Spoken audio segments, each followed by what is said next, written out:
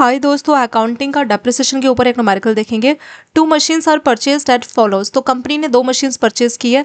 पहली मशीन इसने 1 जन 2025 में 40,000 रुपीज़ दे के जो है परचेज की है, और सेकेंड मशीन को 1 जुलाई यानी आफ्टर 6 मंथ जो है दूसरी मशीन 20,000 में खरीदी है। Depreciation eight 10% per annum on return down. तो इसमें जो है आपको return down value of method का डेप्रिसिएशन का मेथड यूज़ करना है, और पर एनम मतलब साल का 10% डेप्रिसिएशन जो है कैलकुलेट करना है। Find value of both machine on 31 दिसंबर। तो 31 दिसंबर 2025 में दोनों मशीन की कितनी वैल्यू है वो आपको इसमें सॉल्व करनी है। तो दोस्तों, रिटर्न डाउन जो वैल्यू मेथड ऑफ डेप्रिसिएशन होता है उसमें एक्जैक्टली क्या होता है कि जो असट है, असट की रिड्यूस वैल्यू जो होती है, जितने का डेप्रिसिएशन होता है, मान लीजिए पहले साल था आपका 10,000 का वैल्यू, फिर उसमें कुछ डेप्रिसिएशन हुआ 1,000, तो सेकंड ईयर जो आप डेप्रिसिएशन कैलकुलेट करोगे वो 10,000 पे नहीं, 10,000 माइनस 1,000 यानी 9,000 जो रिड्यूस वैल्यू है उस पर ही डेप्रिसिएशन को कैलकुलेट किया जाता है। वो होता है आपका रिटर्न डाउन वैल्यू। इसको एक बार सॉल्व करते हैं। 40,000 है, पहली मशीन का देखेंगे, 40,000 उसका कॉस्ट है। तो 40,000 पे 10% का डेप्रिसिएशन कैलकुलेट होगा। तो 40,000 का अगर हम 10% कैलकुलेट करेंगे तो ये आ जाएगा कितना आपका 4,000, यानी पहली मशीन पे 4,000 का डेप्रिसिएशन कैलकुलेट हुआ है।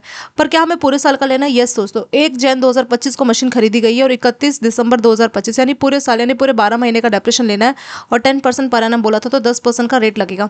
तो इसकी वैल्यू कितनी बचेगी? 40,000 था और साल भर में 4,000 का डेप्रिसिएशन हो गया, उसकी वैल्यू 4,000 रिड्यूस हो गई है।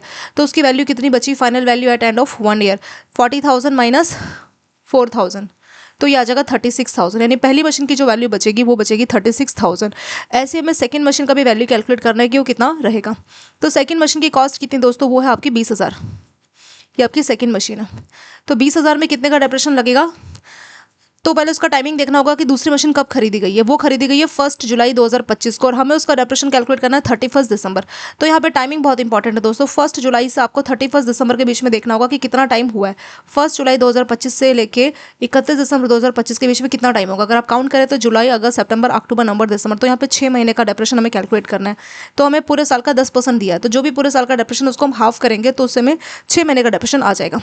तो 20,000 और डेप्रिसिएशन साल का कितना है? 10%। तो 20,000 का हम लोग 10% कैलकुलेट करेंगे, ये आ जाएगा 2,000। लेकिन ये पूरे साल का यानी ये 12 महीने का है।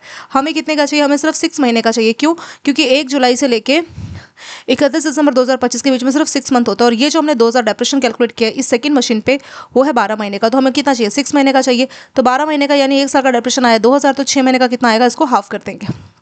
2,000 का हाफ होता है आपका 1,000। तो सेकंड मशीन पे जो डेप्रिसिएशन हुआ 6 महीने में वो हुआ 1,000 का। तो उसकी वैल्यू कितनी बचेगी? 20,000 वैल्यू थी और उस पर आपका 1,000 का डेप्रिसिएशन हुआ, तो सेकंड मशीन की जो वैल्यू बचेगी दोस्तों वो बचेगी 19,000। तो इस टाइप का न्यूमेरिकल आपके एग्जाम में 2 मार्क्स तक का पूछा जा सकता है। इसे बस आपको वैल्यूज ही यहाँ पे बतानी है।